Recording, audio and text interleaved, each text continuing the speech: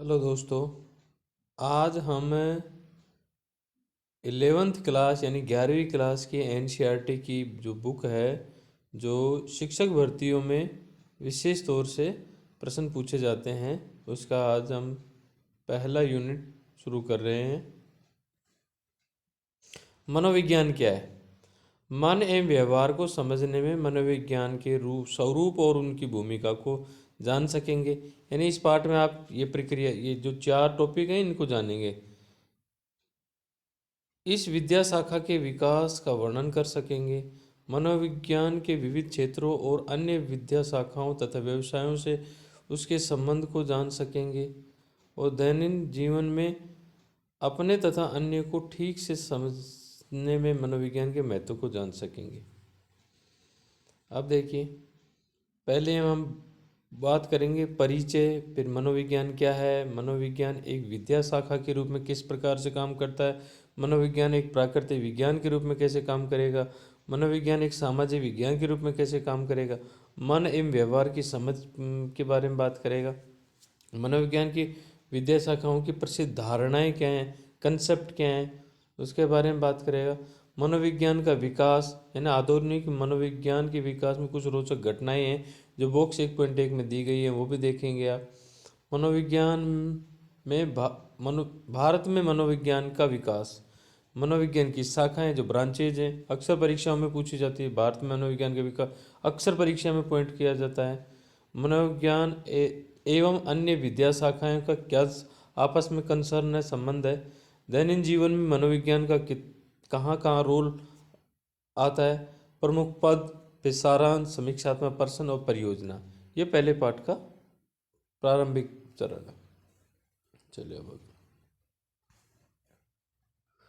परिचय। संभवतः आपसे आपके अध्यापक ने कक्षा में पूछा होगा कि अन्य विषयों को छोड़कर आपने मनोविज्ञान क्यों लिया है।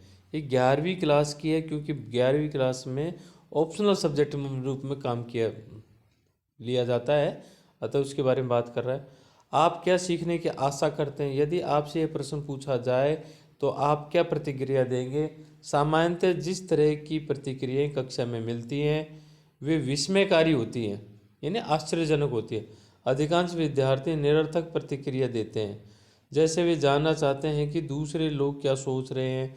परंतु ऐसी भी प्रतिक्रियाएं हो सकती हैं, जैसे स्वयं को जानना, दूसरों को जानना, अथवा विशेष प्रतिक्रियाएं, जैसे लोग स्वप्न क्यों देखते हैं, लोग क्यों आगे बढ़कर दूसरों की सहायता करते हैं अथवा एक दूसरे को पीटते हैं। समस्त प्राचीन परंपराओं में मानव स्वभाव से संबंधित प्रश्न अवश्य होते हैं। भारतीय दार्शनिक परंपराएं विशेष रूप से ऐसे प्रश्नों का सामना करती हैं कि लोग जिस तरह का व्यवहार करते हैं वैसे वे क्यों करते हैं, लोग अधिकतर अप्रसन्न क्यों होते हैं, यदि वे अपने जीवन में प्रसन्नता चाहते हैं तो उन्हें अपने विषय में कैसे परिवर्तन लाने चाहिए। सभी ज्ञान की तरह मनोवैज्ञानिक ज्ञान भी मानव कल्याण के लिए बहुत योगदान देना चाहता है। यदि संसार दुखागार है तो यह अधिकतर मनुष्यों के कारण ही है। संभवतः आप ये पूछना चाहेंगे कि 11 सितंबर यानी 9/11 जो अमेरिका में हमला हुआ था उसको 9/11 कहा गया, तथा इराक में युद्ध की घटनाएं क्यों हुई है, दिल्ली, मुंबई, श्रीनगर तथा पूर्वोत्तर में निर्देश लोगों को बम या गोलियों का सामना क्यों करना पड़ता है।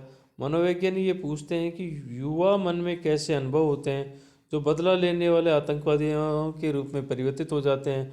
परंतु अब मानव स्वभाव का एक दूसरा रूप भी है।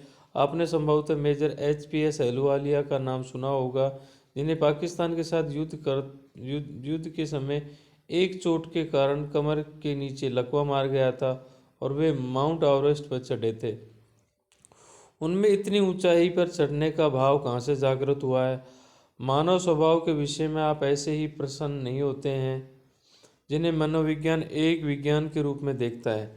आपको जानकर आश्चर्य होगा कि आधुनिक मनोविज्ञान अस्पष्ट सूक्ष्मतर गोचरों जैसे चेतना, शोरगुल के मध्य अवधान पर ध्यान केंद्रित करने अथवा अपने पारंपरिक विरोधी से फुटबॉल के खेल में विजयी होने पर उस टीम के समर्थकों द्वारा व्यावसायिक प्रतिष्ठान को जलाने का प्रयास करने आदि बातों का भी अध्ययन करता है। मनोविज्ञान इस बात का दावा नहीं कर सकता है कि वह ऐसे सभी जटिल प्रश्नों का उत्तर दे सकता है, परंतु इसने हमारी समझ को बढ़ाया है और इन गोचरों का अर्थ हम समझने लगे हैं। इस विद्या शाखा की सबसे अधिक आकर्षित करने वाली बात यह है कि अन्य विज्ञानों के विपरीत मनोविज्ञान में आंतरिक एवं स्वयं मनुष्य द्वारा अपने प्रेक्षण में समाहित मनोविज्ञान प्रक्रियाओं का अध्ययन किया जाता है। अब हम देखते हैं कैसे मनोविज्ञान क्या है। पहला टॉपिक है ज्ञान की किसी भी विद्या शाखा को परिभाषित करना कठिन होता है। प्रथमतः क्योंकि यह सर्वदा विकसित होता रहता है कि द्वितीय क्योंकि गोचरों का जिस सीमा तक अध्ययन किया जाता है उन्हें किसी एक परिभाषा में नहीं लाया जा सकता। यह बात मनोविज्ञान के विषय में और अधिक सही है। बहुत पहले आप जैसे विद्यार्थियों को बताया गया होगा कि मनोविज्ञान साइकोलॉजी शब्द जो दो ग्रीक शब्दों साइकी अर्थात आत्मा और लोगोस अथवा विज्ञान अथवा एक विषय के अध्ययन से बना है। अतः मनोविज्ञान आत्मा अथवा मन का अध्ययन था, परंतु तब से इसका केंद्रीय बिंदु बहुत अधिक बदल चुका है तथा यह अपने को एक वैज्ञानिक विद्या शाखा के रूप में स्थापित कर चुका है, जो मानव अनुभव एवं व्यवहार में निहित प्रक्रियाओं की विवेचन करता है। इसमें जिन तथ्यों का अध्ययन किया जाता है उनका कार्य क्षेत्र कई स्तरों तक फैला है, जैसे व्यक्तिक द्विजन, दो व्यक्ति या समूह या संगठन। इनमें से कुछ का वर्णन हम पहले ही किया है और इनके जैविक तथा सामाजिक आधार भी होते हैं। इसलिए स्वभावतः इसके अध्ययन की विधियां अलग अलग होती हैं, क्योंकि वे उस तथ्य पर निर्भर करती हैं जिसका अध्ययन करना है। किसी भी विद्या शाखा की परिभाषा इस बात पर निर्भर करती है कि वह किन बातों का तथा कैसे उनका अध्ययन करती है। वास्तव में वह कैसे अथवा किन विधियों का उपयोग करती है। इसी बात को ध्यान में रखते हुए औपचारिक रूप से मनोविज्ञान को मानसिक प्रक्रिया, अनुभव एवं विभिन्न संदर्भों में व्यवहारों का अध्ययन करने वाले विज्ञान के रूप में परिभाषित किया जाता है। ऐसा करने के लिए मनोविज्ञान जैविक तथा सामाजिक विज्ञान की विधियों का उपयोग व्यवस्थित ढंग से प्रदत्त प्राप्त करने के लिए करता है। यह प्रदत्तों की अर्थव्यवस्था बताता है जिससे विज्ञान के रूप में संगठित किए जा सके। आइए परिभाषा में प्रयुक्त तीन पदों मानसिक प्रक्रिया, अनुभव और व्यवहार को समझ लिया जाए। जब हम कहते हैं कि अनुभव करने वाले व्यक्ति के लिए आंतरिक होता है, तो हमारा आशय चेतना अथवा मानसिक प्रक्रिया यानी मेंटल प्रोसेस से होता है। जब हम किसी बात को जानने या उसका स्मरण करने के लिए चिंतन करते हैं अथवा समस्या का समाधान करते हैं, तो हम मानसिक प्रक्रियाओं का उपयोग करते हैं। मस्तिष्क की प्रक्रियाओं के स्तर पर ये मानसिक प्रक्रियाएं परिलक्षित होती हैं। जब हम किसी गणितीय समस्या का समाधान करते हैं तो हमें दिखता है कि मस्तिष्क किस प्रकार की तकनीकों का उपयोग करता है। हम मानसिक क्रिया एवं मस्तिष्क की क्रिया को एक नहीं मान सकते, यद्यपि वे एक दूसरे पर आश्रित होती हैं। मानसिक क्रियाएं एवं कोशिकीय क्रियाएं एक दूसरे से आच्छादित लगती है, परंतु वे समरूप नहीं होती। मस्तिष्क में भिन्न मन की कोई भौतिक संरचना तो अवस्थिति नहीं होती। मन का आविर्भाव एवं विकास होता है। ऐसा तब होता है जब इस संसार में हमारी अंतःक्रियाएं एवं अनुभव एक व्यवस्था के रूप में गतिमान होकर संगठित होते हैं, जो विविध प्रकार के मानसिक प्रक्रियाओं के घटित होने के लिए उत्तरदायी होते हैं। मस्तिष्क की क्रियाएं इस बात का संकेत देती है कि हमारा मन कैसे कार्य करता है, परंतु हमारे मन, अनुभव एवं मानसिक क्रियाओं की चेतना कोशिका अथवा मस्तिष्क की क्रियाओं से बहुत अधिक होती है। जब हम सोते हैं तब भी हमारी मानसिक क्रियाएं चलती रहती हैं। हम स्वप्न देखते हैं और सूचनाएं भी ग्रहण करते हैं, जैसे दरवाजा का खटखटाया जाना हम सोते समय भी जान जाते हैं। कुछ मनोवैज्ञानिकों का मानना है कि हम सोते समय सीखते और स्मरण भी करते हैं। मनोवैज्ञानिक स्मरण करने, सीखने, जानने, प्रत्यक्षण करने एवं अनुभूतियों में रुचि लेते हैं। वे इन प्रक्रियाओं का अध्ययन यह जानने के लिए करते हैं कि हमारा मन कैसे कार्य करता है और तथा हमारी सहायता करने के लिए करते हैं, जिससे हम अपनी मानसिक क्षमताओं के उपयोग एवं उनके अनुप्रयोग में सुधार कर सकें। मनोवैज्ञानिक लोगों के अनुभव यानी एक्सपीरियंस का भी अध्ययन करते हैं। अनुभव स्वभाव में आत्मपरक होते हैं। हम प्रत्यक्ष न तो दूसरे के अनुभव का परीक्षण कर सकते हैं और न ही उसके विषय में जान सकते हैं। अनुभव करने वाला व्यक्ति ही अपने अनुभवों को जान सकता है अथवा उसके प्रति सचेतन हो सकता है। इसलिए अनुभव हमारी चेतना में रचा बसा रहता है।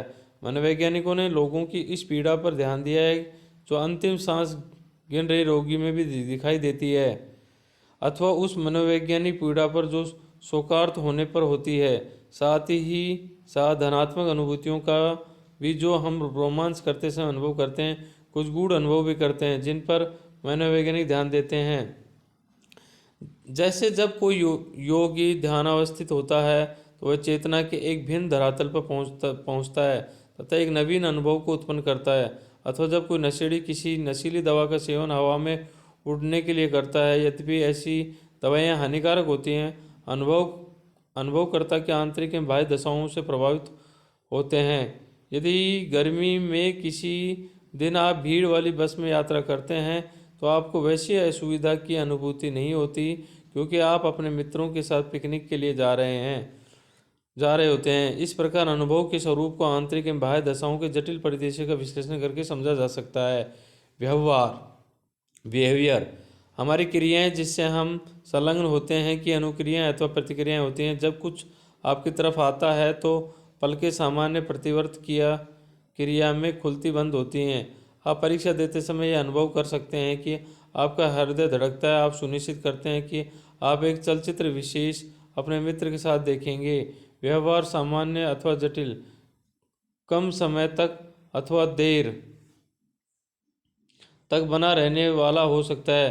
कुछ व्यवहार प्रकट होते हैं, कुछ प्रेक्षक उन्हें बाह्य जगत में देखा जा सकता है अथवा अनुभव कर सकता है। कुछ आंतरिक या अप्रकट होते हैं। शतरंज का खेल खेलते समय जब आप कठिन परिस्थितियों में पड़ते हैं तो आपको अपने हाथ की मांसपेशियां फड़कने जैसी लगती होंगी। एक खास चाल चल सके समस्त व्यवहार प्रकट एवं अप्रकट वातावरण के कुछ उद्दीपकों अथवा आंतरिक धरातल पर होने वाले परिवर्तनों द्वारा त्वरित रूप से संचालित होने से संबंध होते हैं। आप एक बाघ देखते हैं और दौड़ते हैं अथवा सोचते हैं कि बाघ है और भाग जाना चाहिए। कुछ मनोवैज्ञानिक व्यवहार के उद्दीपक एवं अनुक्रिया आर के संबंध में साचर्य के रूप में अध्ययन करते हैं।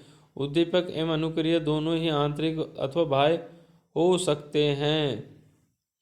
मनोविज्ञान एक विद्या शाखा के रूप में, जैसा कि हमने ऊपर पढ़ा है कि मनोविज्ञान व्यवहार, अनुभव और मानसिक प्रक्रियाओं का अध्ययन करता है।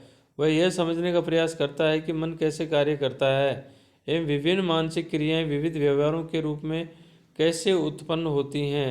जब हम लोगों को अनाड़ी अथवा सामान्य रूप से देखते हैं तो हमारे अपने विचार बिंदु अथवा जगत को समझने के साथ कि हमारे अपने तरीके उनके व्यवहारों एवं अनुभवों की हमारी व्याख्या को प्रभावित करते हैं।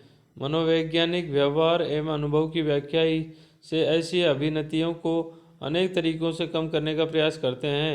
कुछ मनोवैज्ञानिक अपने विश्लेषण को वैज्ञानिक अथवा वस्तुनिष्ठ बनाकर ऐसा करते हैं। अन्य लोग व्यवहार की व्याख्या उनकी अनुभवकर्ताओं की दृष्टि से करते हैं, क्योंकि वे मानते हैं कि व्यक्तिपरकता मानव अनुभव का महत्वपूर्ण अंग है। भारतीय परंपरा में आत्म परावर्तन एवं सचेतना अनुभव का विश्लेषण मनोवैज्ञानिक समझ का एक महत्वपूर्ण स्रोत माना जाता है। कई पाश्चात्य मनोवैज्ञानिक भी आत्म परावर्तन यानी सेल्फ रिफ्लेक्शन एवं आत्मज्ञान की भूमिका को मानव व्यवहार एवं अनुभव को समझने के लिए महत्वपूर्ण मानने लगे हैं और अब इन पर बल देने लगे हैं। व्यवहार, मानसिक प्रक्रियाओं एवं अनुभव के अध्ययन में मतांतर के बाद भी वे इनको व्यवस्थित एवं सत्यापन करने योग्य शैली में समझने एवं व्याख्या करने का प्रयास करते हैं। मनोविज्ञान यद्यपि एक बहुत पुरानी ज्ञान विद्या शाखा है, फिर भी यह आधुनिक विज्ञान, क्योंकि 1979 में ही लिप्जिंग जो कि जर्मनी में है, इसकी प्रथम प्रयोगशाला की स्थापना हुई थी। तथापि मनोविज्ञान किस प्रकार का विज्ञान है यह अभी भी बहस का विषय है, विशेष रूप से उन रूपों पर जो वर्तमान समय में उभरे हैं। मनोविज्ञान को सामान्यतः सामाजिक वैज्ञानिक श्रेणी में रखा जाता है, लेकिन आपको आश्चर्य नहीं होना चाहिए कि अन्य देशों में नहीं बल्कि भारत में भी स्नातकोत्तर स्तर पर यह विज्ञान संकाय के अंतर्गत ही एक पाठ्य विषय है। विद्यार्थी विश्वविद्यालयों में स्नातकोत्तर विज्ञान की उपाधियां प्राप्त करने जाते हैं। वास्तव में दो प्रसिद्ध उभर रही विद्याशाखाएं तंत्रिका विज्ञान और कंप्यूटर विज्ञान बहुत कुछ मनोविज्ञान से लगातार उधार लेती हैं।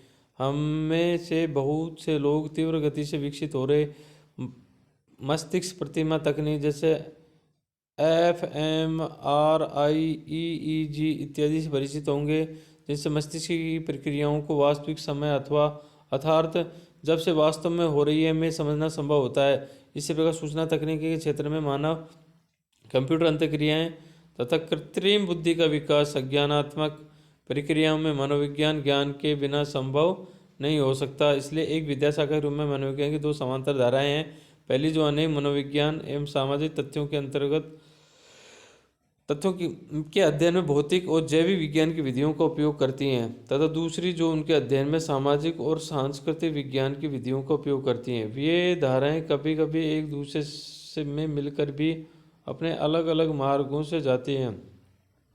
पहली दिशा में मनोविज्ञान अपने को मानव व्यवहार की व्याख्या के लिए अधिकतर जैविक सिद्धांतों पर निर्भर रहने वाली विद्याशाखा मानता है।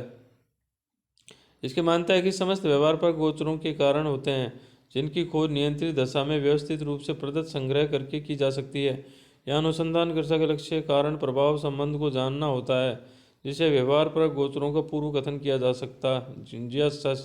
जा सके तथा आवश्यकता पड़ने पर व्यवहार को नियंत्रित किया जा सके। दूसरी ओर सामाजिक विज्ञान के रूप में मनोविज्ञान इस बात पर ध्यान देता है कि व्यवहार पर गोचरों की व्याख्या अंतःक्रिया के रूप में किस प्रकार की जा सकती है। यहाँ अंतःक्रिया व्यक्ति और उसके सामाजिक सांस्कृतिक संदर्भों में घटित होती है, जिसका कि वह एक हिस्सा होता है। प्रत्येक व्यवहार परक गोचर के कई कारण हो सकते हैं। आइए इन दोनों धाराओं की अलग अलग व्याख्या करें। मनोविज्ञान एक प्राकृतिक विज्ञान के रूप में है। पूर्व में बताया गया है कि मनोविज्ञान की जड़ें दर्शन शास्त्र में होती हैं। हालांकि आधुनिक मनोविज्ञान का विकास मनोविज्ञान गोचरों के अध्ययन में वैज्ञानिक विधियों के अनुप्रयोग के कारण हुआ है। विज्ञान वस्तुनिष्ठता पर सर्वाधिक बल देता है, जो कि एक संप्रति की परिभाषा वह कैसे मापा जा सकता है के विषय में सहमति बनने पर प्राप्त की जा सकती है। देकार्त से प्रभावित तथा बाद में भौतिकी में हुए विकास में मनोविज्ञान में परिकल्पनात्मक निगमनात्मक प्रतिरूप का अनुसरण हुआ है। इस प्रतिरूप के अनुसार यदि आपके पास किसी गोचर की व्याख्या हेतु सिद्धांत उपलब्ध हैं तो वैज्ञानिक उन्नति हो सकती है। उदाहरण के लिए भौतिकविदों के पास महाविस्फोट सिद्धांत है, जो विश्व निर्माण समष्टि निर्माण के होने की व्याख्या करता है। सिद्धांत और कुछ नहीं है बल्कि कुछ कथन होते हैं जो ये बतलाते हैं कि कतिपय जटिल गोचरों की व्याख्या कतिपय प्रतिज्ञप्तियों जो एक दूसरे से संबंधित होती हैं की सहायता से किस प्रकार की जा सकती है। एक सिद्धांत पर आधारित वैज्ञानिक निगमन अथवा एक परिकल्पनात्मक का प्रस्ताव करता है जो एक काल्पनिक व्याख्या प्रदान करता है कि कोई निश्चित गोचर कैसे घटित होता है। इसके बाद परिकल्पना का परीक्षण किया जाता है और संग्रहित प्रदत्तों के आधार पर उसे सही अथवा गलत सिद्ध किया जा सकता है। यदि संग्रहित प्रदत्त परिकल्पना द्वारा बताए गए तथ्य के विपरीत दिशा की सूचना देती है तो सिद्धांत की पुनर्समीक्षा की जाती है। उपयुक्त उपागम के उपयोग द्वारा मनोविज्ञान ने अधिगम, स्मृति, अवधान, प्रत्यक्षण, अभिप्रेरणा एवं संवेग आदि के सिद्धांतों को विकसित किया है तथा सार्थक प्रगति की है। आज तक मनोविज्ञान के अधिकांश अनुसंधान इस उपागम का उपयोग करते हैं। इसके अतिरिक्त मनोविज्ञान विकासात्मक उपागम से बहुत अधिक प्रभावित हुए हैं, जो जैविक विज्ञानों में प्रबल है। इस उपागम का उपयोग लगाव तथा आक्रोश जैसी विविध मनोवैज्ञानिक गोचरों की व्याख्या में भी किया गया है। मनोविज्ञान एक सामाजिक विज्ञान के रूप में, हमने ऊपर चर्चा की मनोविज्ञान की पहचान एक सामाजिक विज्ञान के रूप में अधिक है, क्योंकि यह मानव व्यवहार को उसके सामाजिक सांस्कृतिक संदर्भों में अध्ययन में करता है। मानव मात्र अपने सामाजिक सांस्कृतिक संदर्भों में से ही प्रभावित नहीं होते बल्कि वे उनका निर्माण भी करते हैं। मनोविज्ञान एक सामाजिक विज्ञान की विद्याशाखा के रूप में मनुष्यों को सामाजिक प्राणी के रूप में देखता है। रंजीता एवं शबनम की निम्न कहानी देखो। रंजीता एवं शबनम एक ही कक्षा में पढ़ती, यद्यपि वे एक ही कक्षा में थी और एक दूसरे परिचित भी, फिर भी उनका जीवन काफ़ी भिन्न था। रंजीता किसान परिवार से उसके दादा दादी माता पिता एवं बड़े भाई अपने खेतों में काम करते थे। वे गांव के अपने घर में एक साथ रहते थे। रंजीता एक अच्छी खिलाड़ी थी तथा लंबी दौड़ में अपने विद्यालय में सर्वोत्तम थी। उसे लोगों से मिलना तथा मित्र बनाना पसंद था। इसके विपरीत शबनम उसी गांव में अपनी माँ के साथ रहती थी। उसके पिता पास के एक कस्बे कार्यालय में काम करते थे। छुट्टी पर घर आते थे। शबनम एक अच्छी कलाकार थी और घर पर रहना तथा अपने छोटे भाई का ध्यान रखना उसे पसंद था। वह शर्मीली थी तथा लोगों से मिलने जुलने से बचती थी। विगत वर्षों में बहुत वर्षा हुई तथा पास की नदी में आई बाढ़ गांव में आ गई। निचले हिस्से में बने हुए घरों से पानी में भरा बने होने से घर हिस्से में बने बहुत से घरों में पानी भर गया। गांव वालों ने एक साथ मिलकर जो लोग दुखी थे उन्हें आश्रय दिया। शबनम के घर में भी बाढ़ आई थी तथा वह अपनी माँ और भाई के साथ रंजीता के घर रहने आई थी। रंजीता परिवार की सहायता करने तथा उन्हें सुख करने में प्रसन्न थी। जब वह बाढ़ कम हुई तो रंजीता की माँ एवं दादी ने शबनम की माँ का घर बसाने में सहायता की थी। दोनों परिवार एक दूसरे के बहुत निकट हो गए। रंजीता एवं शबनम भी एक दूसरे की घनिष्ठ मित्र हो गई थी। रंजीता एवं शबनम के इस उदाहरण में दोनों बिल्कुल भिन्न व्यक्ति हैं। जटिल सामाजिक एवं सांस्कृतिक दशाओं में दोनों भिन्न भिन्न परिवारों में पली बढ़ी हैं। आप उनके स्वभाव, अनुभव, मानसिक प्रक्रियाओं और उनमें उनके सामाजिक एवं भौतिक वातावरण के साथ संबंध में कुछ नियमित देख सकते हो, परंतु उसी के साथ उनके व्यवहार अनुभवों में अंतर भी है। उनका पूर्व कथन ज्ञात मनोवैज्ञानिक सिद्धांतों से बहुत कठिन होगा। यहाँ यह समझा जा सकता है कि क्योंकि कैसे समुदायों में लोग एक दूसरे की कठिनाइयों के समय सहायता करते हैं तथा त्याग करते हैं, जैसे रंजीता और शबनम के उदाहरण में देखने को मिली, परंतु उनकी स्थिति में भी सभी ग्रामीणों ने समान रूप से सहायता नहीं की थी तथा ऐसे समान स्थिति में सभी समुदाय इतने आगे नहीं आते। वास्तव में कभी कभी उसका उल्टा ही सही होता है। लोग समान परिस्थितियों में असामाजिक हो जाते हैं, विपदा में लूटने तथा शोषण करने में संलग्न हो जाते हैं। इससे स्पष्ट मनोवैज्ञानिक मानव व्यवहार एवं अनुभव का उनके समाज तथा संस्कृति के संदर्भ में अध्ययन करता है। अतः मनोविज्ञान एक सामाजिक विज्ञान है जो व्यक्ति एवं समुदायों पर उनके सामाजिक, सांस्कृतिक एवं भौतिक वातावरण के संदर्भ में ध्यान केंद्रित करता है।